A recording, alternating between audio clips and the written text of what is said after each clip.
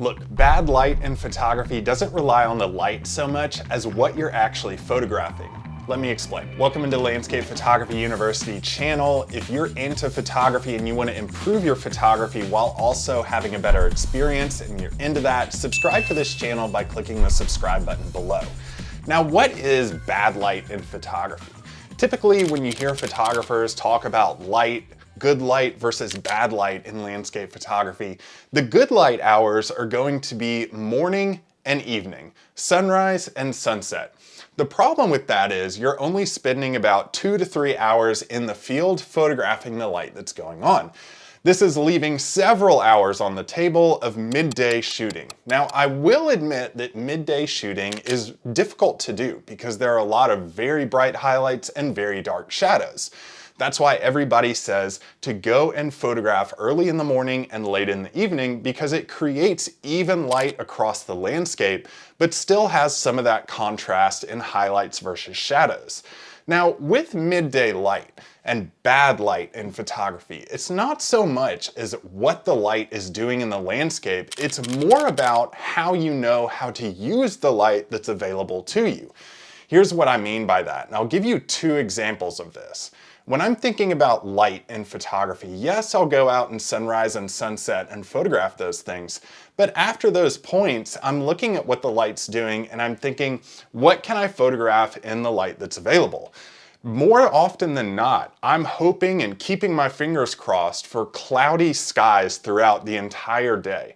Yes, I may miss out on some dynamic light that's going on in sunrise or sunset, but I'm more often than not with those conditions able to go out and photograph waterfalls, lakes, rivers, ponds, and have some really interesting light going on because the clouds in a cloudy day are actually diffusing the light overhead and allowing you to photograph things that are evenly dispersed light.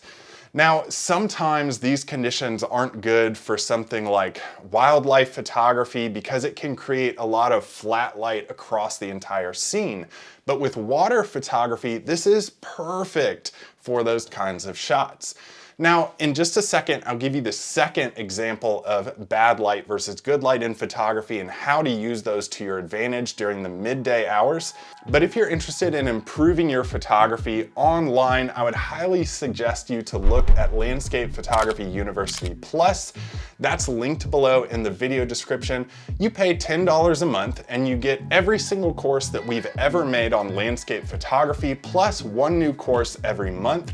And you get access to our community group and our iPhone app. So look for that link down in the video description and in the pinned comments. Scenario number 2 of missed opportunities with bad light is that when it's sunny and you're having these partly cloudy days, you're missing out on black and white photography options too.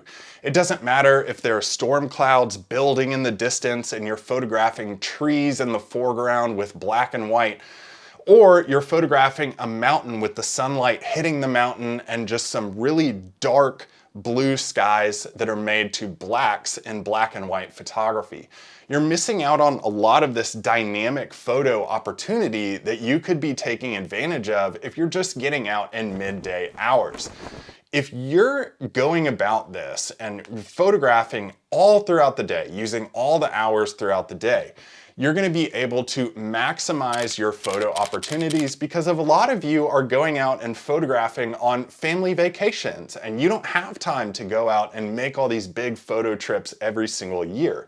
You might have just a handful of hours available to you that you get to go out and shoot.